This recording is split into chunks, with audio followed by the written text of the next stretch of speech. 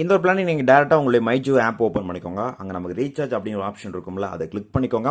Again அதில் search பார் இருக்கும். அந்த இடத்துல நீங்கள் 11 அப்படிங்கிற மட்டும் நீங்கள் வந்து டைப் பண்ணிக்கோங்க. டைப் பண்ணி நீங்கள் அதை சர்ச் பண்ணீங்க அப்படின்னு பார்த்தீங்கன்னா நமக்கு இந்த ஒரு பிளான் வந்து கொடுப்பாங்க.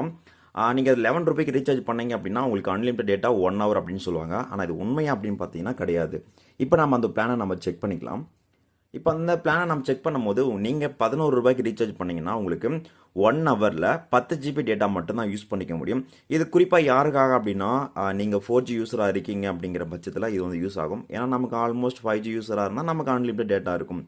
அது கூடவே நீங்கள் வந்து இதுலேருந்து ஒரு அடிஷ்னல் டேட்டா பேக் மட்டும்தான். எப்படி நம்ம வந்து ஒரு 19 ரூபாய்க்கு போட்டோம் அப்படின்னா நமக்கு 1 ஜிபி ஆர் வந்து 21 ரூபாய்க்கு போட்டால் கொடுக்குறாங்களோ சேம் அதே போல தான் இந்த 11 ரூபாய் அப்படிங்கிறது நமக்கு 1 ஹவர் மட்டும் தான் வேலிட்டி இருக்கும். இல்லை எந்த விதமான எஸ்எம்எஸும் சரி எந்த விதமான கால்ஸும் எதுவுமே கிடையாது. முழுக்க முழுக்க டேட்டாக்காக மட்டும்தான் இது 4G யூஸருக்காக யூஸ் பண்ணிக்க முடியும். ஸோ ஒருவேளை நீங்கள் அந்த 1 ஹவரில் நீங்கள் அதிக டேட்டா உங்களுக்கு தேவைப்படுது அப்படிங்கிற பட்சத்தில் மட்டும்தான் இதை நீங்கள் ட்ரை பண்ணி பார்க்கலாம். அதர்வைஸ் நீங்கள் 4G யூஸராக இருக்கீங்க அப்படிங்கிற பட்சத்தில் இது உங்களுக்கு கண்டிப்பாக வந்து சூட் ஆகும். எத்தனை பேர் இந்த டேட்டா பேக்கில் யூஸ் பண்ணியிருக்கீங்க அப்படிங்கிறது தெரியல. ஸோ தெரியல அப்படின்னா தெரிஞ்சுக்கோங்க. மற்றவங்களுக்கும் இந்த ஒரு விஷயத்தை ஷேர் பண்ணிக்கோங்க.